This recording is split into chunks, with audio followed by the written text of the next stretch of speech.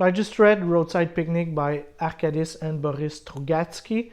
That book is mainly the basis for the movie Stalker and the video games Stalker also. Full disclosure though, I've not seen the movie nor played the video games. I plan on watching the movie and then doing a movie review later on, rather shortly, actually. I really enjoyed that book. So it's taken place in the USSR in the 70s, so in the Soviet Union. So you have all this background, of everything, the Cold War being the Soviet Union and all of that, the army having a huge part with the government and everything. And it's kind of a sci-fi, it is a sci-fi book, but the sci-fi elements are rather subdued in the book. They're not in the foreground, but more in the background of the story. The story is more about the humans that are facing that, but they're not really facing the sci-fi elements, aliens in here, essentially. So, mainly what happened in the book. So let's talk about story a little bit. There's this visit, so alien came to Earth, visited the Earth, and left some stuff behind. So we've never seen the aliens. I don't think anybody has seen the aliens, to be honest. And they left some junk. So the title Roadside Picnic is kind of a metaphor to, let's say if we go have a picnic with some friends, we go someplace with cars, on our car, we go to some place in the forest or whatever, we'll leave some stuff behind. So let it be like a burner, to cook our food, burnt woods maybe, some gas that leaked or whatever, plastic bags and all of that. The animals that would go afterwards to this place might die because our junk is kind of dangerous to them. So it's kind of the same thing here. The junk of the aliens is dangerous to us. So in that metaphor, we are the animals that gather around and just look at this junk, essentially. So that's it. That's story-wise kind of the sci-fi element to it. So the aliens that came here visited the Earth, had a picnic or whatever, and then left. So the place where they visited is called the Zone, and weird things are happening within the Zone, and it's dangerous to us. Once again, there might be some kind of gas leaking or whatever, and it's really dangerous to us. But the story, mainly what we're seeing in the book, is we're mainly following this one person, so Red Schuhart, who's a stalker. So the stalkers are people that go into the Zone to retrieve this junk and sell it to the highest bidder. So it's an illegal business because also there are other people that go into the Zone to retrieve the junk, but they're mainly scientists and government officials and stuff like that. So the Zone is quote-unquote quarantine zone. It's under the surveillance of the army and the government and police force and everything.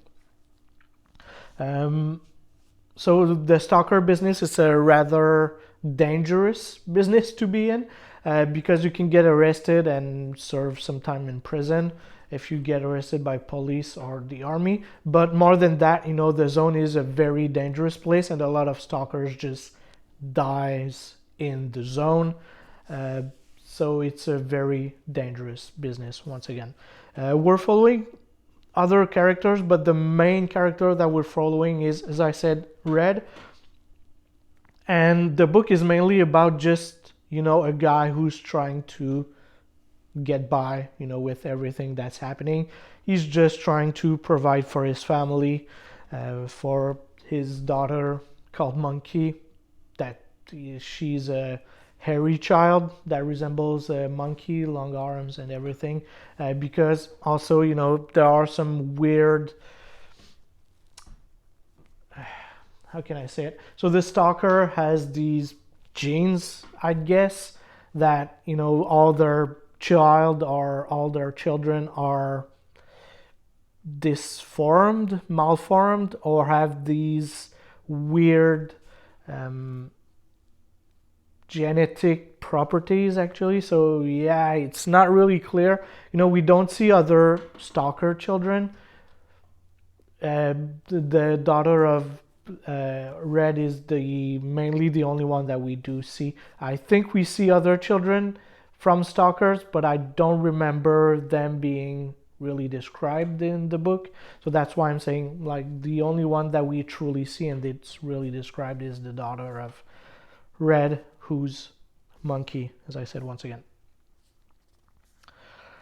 So once again, as I said, the sci-fi element to the book is rather subdued. It's just in the background. What we're seeing, what we're reading mainly in the book is just that, a guy who's trying to get by, who's just trying to survive and make it, actually.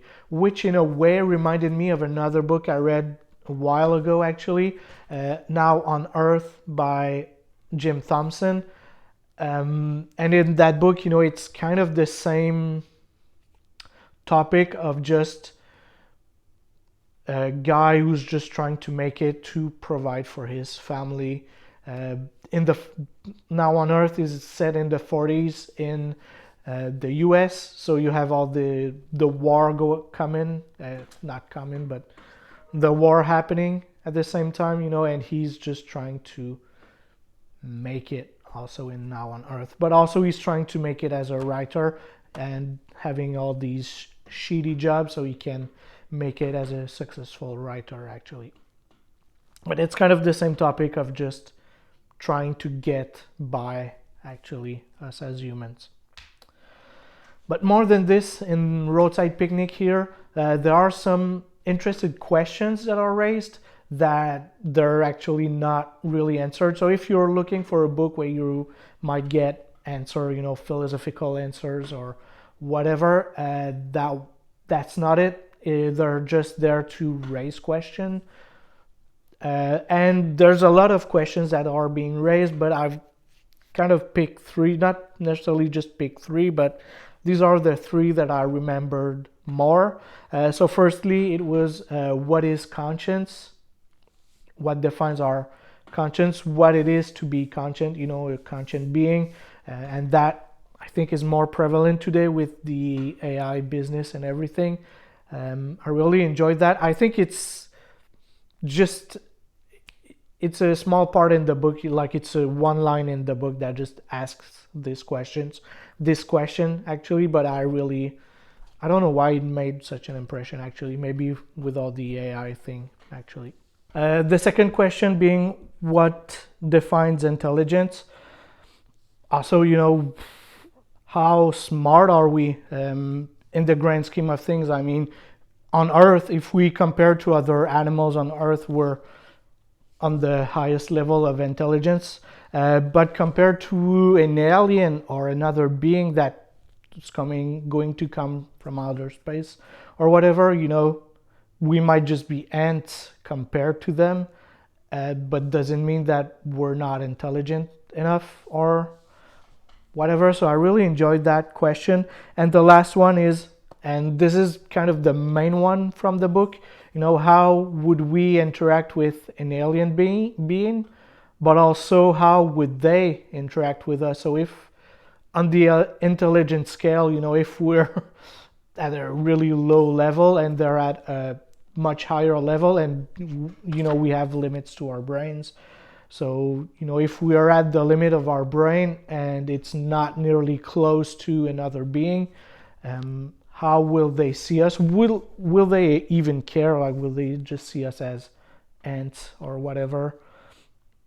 And same thing, if we continue to evolve into something better and everything, how will we interact with with alien species that are less than us, you know, have less intelligence than us. How will we interact with them? I really enjoyed that concept, actually. That's mainly it for the review of the book. As I said, I'm gonna do a review of the movie. I just need to watch it. I'm gonna watch it, you know, in Russian with English subtitles. So what's to come in the video after that? I'm reading The Lord of the Rings.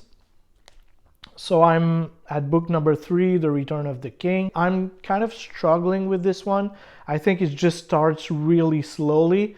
I'm around page 100 and the action is starting to build up, actually. Which, you know, coming from book number 2 where the action starts at like page 30 or something, it's a rather different read. Actually, book number 3. So that's gonna be it for me, guys. Thank you guys for watching. I'll see you in the next one. Peace out.